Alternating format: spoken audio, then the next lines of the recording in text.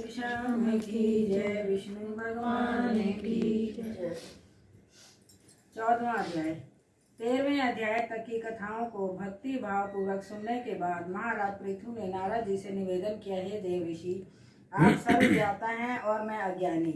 अब आप कृपा करके संतान वृद्धि तथा सुख संपत्ति देने वाली महाविद्या, महामाया, महाविद्या, महास्मृति, महामोहा, महादेवी, महाईश्वरी तथा सर्व ईश्वरी अहोई देवी की उत्पत्ति तथा उनका व्रत कब और कैसे किया जाता है, इस बारे में हमें विस्तार पूर्वक बतलाइए। महाराज पृथु द्वारा इस प्रकार प्रार्थना किए जाने पर नारद जी एक प्राचीन कथा सुनाते हुए बोले, हे राजन, एक समय कली काल में बड़ा भारी दुर्भिक्ष पड़ा। भीषण अकाल और महामारी फैलने से अनेक व्यक्तियों की अकाल मृत्यु हुई। तब सब लोग इस विपत्ति से छुटकारा पाने का उपाय सोचने लगे। अंत में निश्चय करके कार्तिक कृष्णा सप्तमी को सब ने व्रत रखा।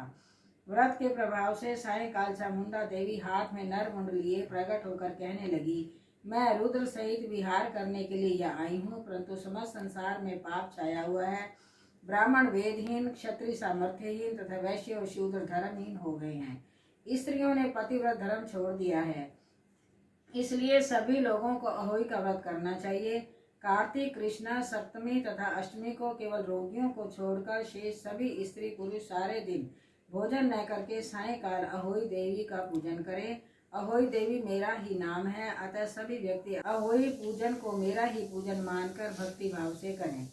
अहोई अष्टमी पूजन का विधान बताते हुए चामुंडा देवी ने कहा, सभी व्यक्ति अपने घरों को गोबर और मिट्टी से लीप कर साफ करें, फिर काला, पीला, हरा तथा लाल इन 4 रंगों के द्वार पर मेरी मूर्ति बनाएं और स्वादिष्ट पकवान बनाकर मेरी पूजा करें।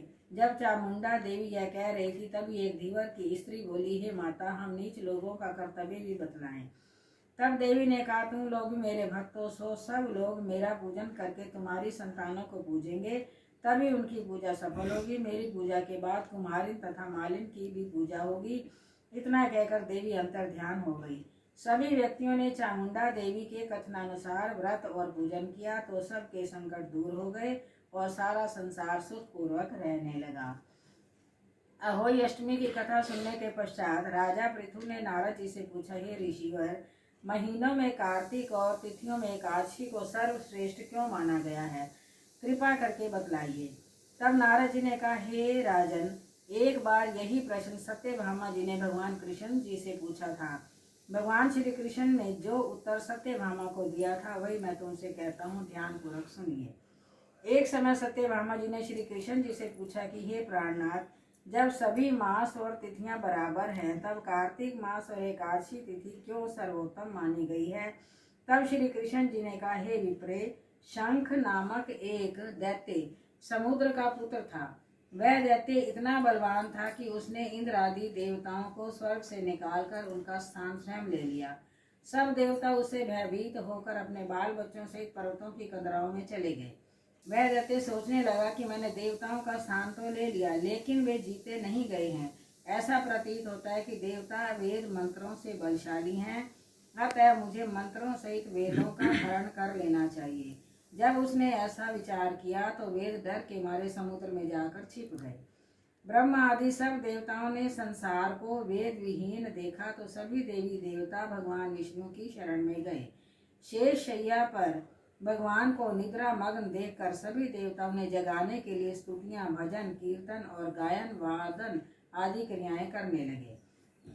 भगवान श्री विष्णु के जाग जाने पर सभी देवताओं ने आवाहन, आसन, पाद्य, अर्घ्य, आचमन, स्नान, वस्त्र, यज्ञोपवीत, चंदन, पुष्प, धूप, दीप, नैवेद्य, तांबूल, पान, प्रदक्षिणा तथा नमस्कार द्वारा भगवान विष्णु का 16 उपचार पूजन किया। बोलो विष्णु भगवान की जय।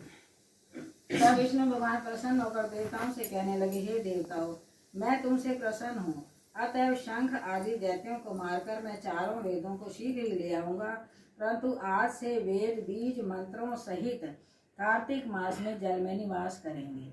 अतएव कार्तिक के महीने में जो कोई जल में स्नान करेगा उसको यज्ञ करने के समान फल प्राप्त होगा और उसके समस्त विघ्न दूर हो जाएंगे। हे देवताओं, आज एकादशी के दिन आप सबने मुझे जगाया है, इसलिए सब तिथियों में एकादशी की मान्यता अधिक होगी।